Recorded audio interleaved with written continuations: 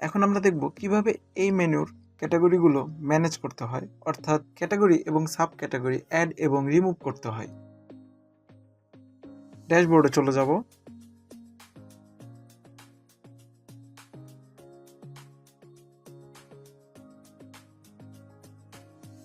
Appearance থেকে menu select করব।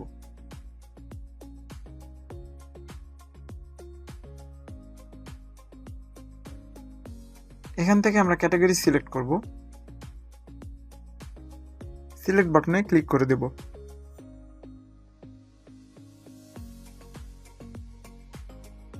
আপনারা দেখতে পাচ্ছেন হোম পেজে থাকা ক্যাটাগরিগুলোই এখানে শো হচ্ছে।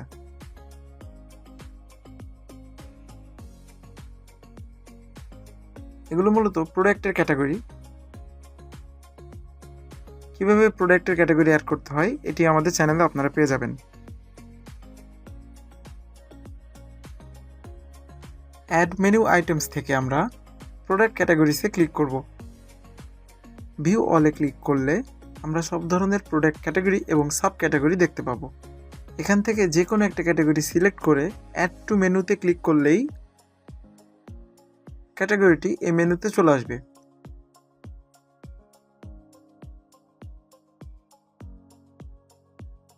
সেভ মেনুতে ক্লিক করে ক্যাটাগরিটি সেভ করে নিব। হোম পেজ রিফ্রেশ দেব। দেখুন নতুন ক্যাটাগরিটি অ্যাড হয়ে গিয়েছে।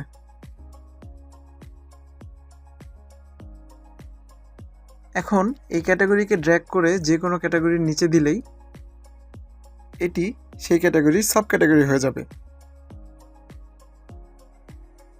টিভি অ্যান্ড হোমে আমরা একটি সাব ক্যাটাগরি দেখতে পাচ্ছি।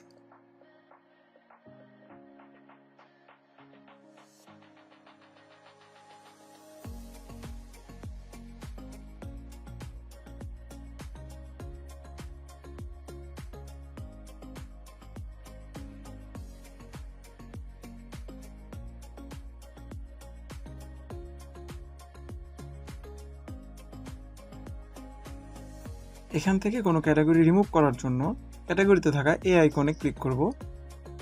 এখন সবার নিচে রিমুভ অপশানটি দেখতে পাচ্ছি। রিমুভে ক্লিক করে সেভ মেনু দিয়ে দিলে ক্যাটাগরিটি ডিলিট হয়ে যাবে। হোম পেজ রিফ্রেশ দেব।